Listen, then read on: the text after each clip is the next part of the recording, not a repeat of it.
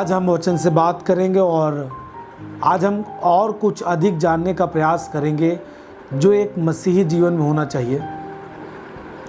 और इस बात को हर एक व्यक्ति को सोचना चाहिए और कल्पना करना चाहिए, इस पर ज़रूर विचार करना चाहिए कि क्या परमेश्वर ने आपको जो जीवन दिया है वो इसलिए दिया है कि आप अपनी पुरानी ज़िंदगी में फिर से व्यस्त हो जाएं।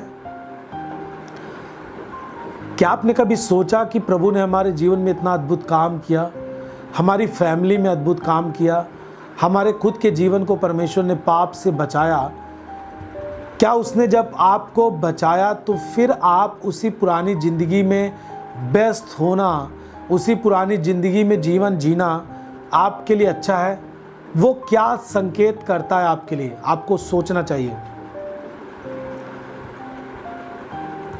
आप इतनी बड़ी प्रॉब्लम में थे, यहाँ तक कि आप बहुत बड़ी बीमारी में थे, या फिर अलग अलग तरीके से परमेश्वर ने आपके जीवन में काम किया और आप गवाही के लोग हैं, आपके जीवन में परमेश्वर ने गवाही तैयार किया है।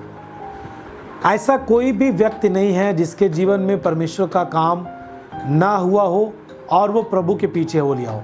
या तो आपके जीवन में परमेश्वर का उद्देश्य आपको पता चला, आप उसके पीछे हो लिए हैं, या फिर आपके जीवन में परमेश्वर ने बड़े काम किए, फिर आपने वचनों को पढ़ा और आप उसके पीछे हो लिए हैं, या फिर आप जाने हैं कि सच में मेरे पाप से मुझे कोई आज़ाद नहीं कर सकता, इस पाप की शरीर से, इस दुनिया से मुझे, इस गंदगी से मुझे एक अलग ज़िंदगी जीना मसीह सिखाया, इस कारण से आप उसके पीछे हो लिए हैं।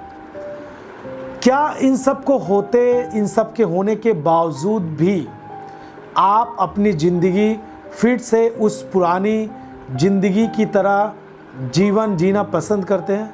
यदि आप उसी पुरानी ज़िंदगी में फिर से जीना पसंद करते हैं और आपके जीवन का मकसद परमेश्वर का काम और उसका वचन नहीं है, तो आपके लिए बहुत ही बुरा संकेत है।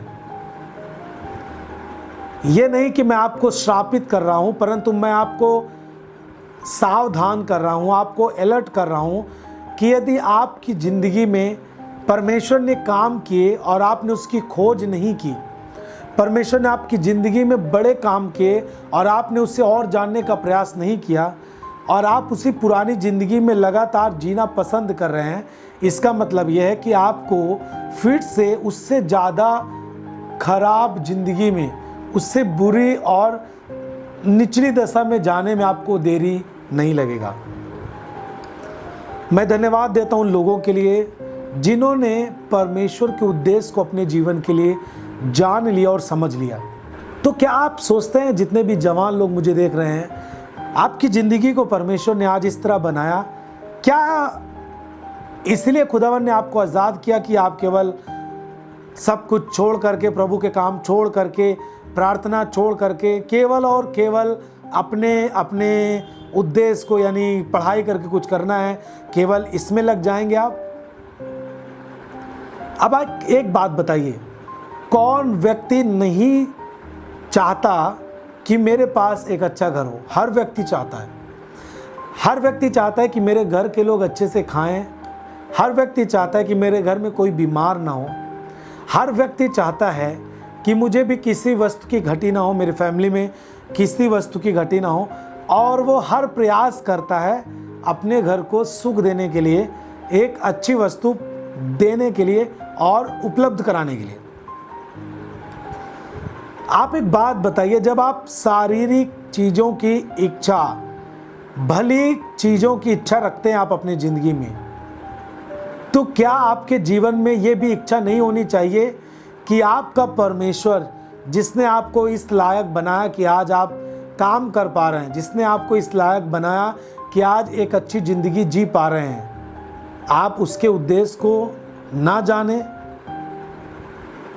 हालेलुया। एक वचन पढ़ेंगे हमारे साथ, आप सब निकालेंगे, यूहन्ना रचित सुसमाचार उसका 4 अध्याय और उसके 31 से 34 पद तक पढ़ेंगे।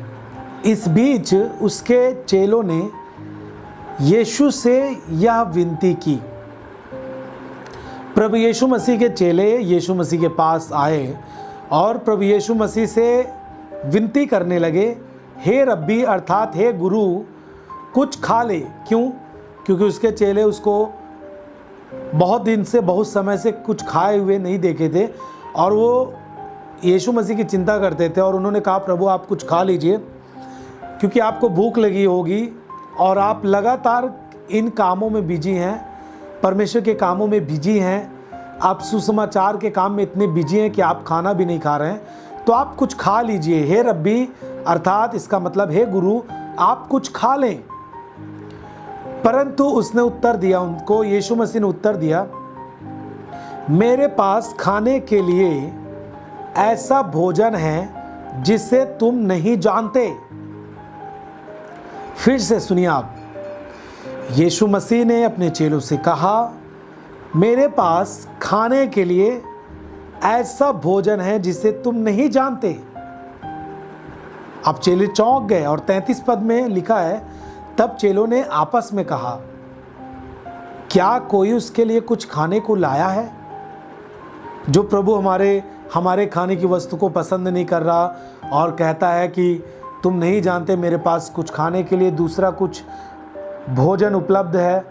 तो चेलों ने आपस में विचार करने लगे कि कहने लगे कि क्या यीशु मसीह के लिए, हमारे गुरु के लिए कोई कुछ खाने को लाया है? 34 पद में लिखा है, यीशु ने उनसे कहा, मेरा भोजन यह है कि मैं अपने भेजने वाले की इच्छा के अनुसार चलूं और उसके काम को पूरा करूं। सब आमीन बोले, हालेलुया। प्रभु में हमारे सारे प्रियजन, आप क्या समझ पा रहे हैं इस वचन से? अब आप देखिए कि परमेश्वर के पुत्र हमारे प्रभु यीशु मसीह जो इस दुनिया का उद्धार करता बन के आया, उसने किस तरह परमेश्वर के काम को और उसकी इच्छा को पूरी करने के लिए अपने जीवन में किस पोजीशन पर रख रहा है। परमेश्वर का उद्देश्य पूरा करने के लिए अपनी जिंदगी के द्वारा और उसकी मर्जी के अनुसार काम करने के लिए वो अपनी जिंदगी में सबसे पहला स्थान रखता है। अब आप समझ सकते हैं कि दुनिया में सब जन, जितने भी लोग इस दुनिया में जीते हैं, वो खाने पीने के लिए, मैंने आपको पहले ही बताया कि लोग अच्छी अच्छी वस्तुओं को प्राप्त करने के लिए अपना पूरा समय व्यतीत कर देते हैं, यहाँ तक कि अपने परमेश्वर को भी नहीं याद करते और कभी कभी प्रार्थना भी नहीं करते और इतना ज़्यादा बिजी हो जाते हैं कि सृष्टिकर्ता को भूल जाते हैं, उसकी आराधना करना भूल जाते हैं और भूल जाते हैं कि हमें जो कुछ भी आज प्राप्त हो रहा है वो किसके द्वारा प्राप्त हो रहा है। और सृष्टिकर्ता को भूल करके, उद्धारकर्ता को भूल करके, जो सब कुछ पूरा कर रहा है उसको भूल करके वो और भी चीज़ें प्राप्त करने में जुट जाते हैं, यानी भोजन की वस्तुएं। मैं नहीं कहता कि आपको भोजन नहीं करना चाहिए, मैं नहीं कहता कि आपको भोजन इकट्ठा नहीं करना चाहिए, मैं नहीं कह रहा कि आपको अच्छे घर नहीं बनाना चाहिए, मैं नहीं संदेश दे रहा कि आपको अपने बच्चों के लिए पैसे इकट्ठा नहीं करना चाहिए, ऐसा कुछ भी नहीं है। लेकिन हाँ, एक बात है, जिस तरह से आप भोजन वस्तुओं के लिए परिश्रम कर रहे हैं इस दुनिया में, लेकिन आपके जीने का उद्देश्य आपकी भोजन वस्तु नहीं, आपका इस दुनिया में जीने का उद्देश्य घर बनाना ही नहीं, परंतु आपकी दुनिया में इस दुनिया में जीना, आपका उद्देश्य आपके परमेश्वर की मर्जी को पूरा करना, उसके कार्य को पूरा करना, उसने जो आपको दिया है उस काम को पूरा करना आपके जीवन का उद्देश्य होना चाहिए।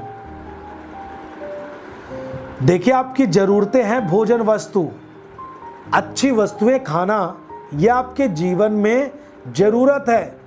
आपको अच्छे घर में रहना आपकी ज़रूरत है। यदि आप अच्छे घर में रहेंगे तो आप बिना डिस्टर्ब हुए आप प्रार्थना कर पाएंगे अपने घर में। यदि आप अच्छे से खाना पीना खाते हैं, आप फल खाते हैं और भी जो भी आपको एनर्जी चाहिए, कुछ भी चीज़ें आप खाते पीते हैं, तो आपका शरीर जब स्वस्थ रहेगा आप परमेश्वर के काम को भी पूरा कर पाएंगे। लेकिन एक बात याद रहे कि आप यदि एक मसीही हैं, यदि आप सच में उद्धारकर्ता को जानते और पहचानते हैं, तो आपकी जिंदगी में जो कुछ भी चीजें आपके दाएं और बाएं से आती हैं आपके शरीर को चलाने के लिए, वो आपके जीवन का उद्देश्य नहीं होना चाहिए। ये आपकी एक जरूरत है, लेकिन आपकी जिंदगी का जो उद्देश्य होना चाहिए वो ये है कि अपनी जिंदगी के द्वारा परमेश्वर की मर्जी को पूरा करना और उसके काम को पूरा करना होना चाहिए। हालेलुया। चर्च की सभी प्रार्थनाओं को और परमेश्वर के दास के द्वारा टीचिंग सुनने के लिए और अपडेट्स को जानने के लिए हमारे इस चैनल को सब्सक्राइब करें और साथ में बेल आइकन को जरूर दबाएं ताकि जब भी लाइव प्रार्थना हो तो सबसे पहले आप देख सकें।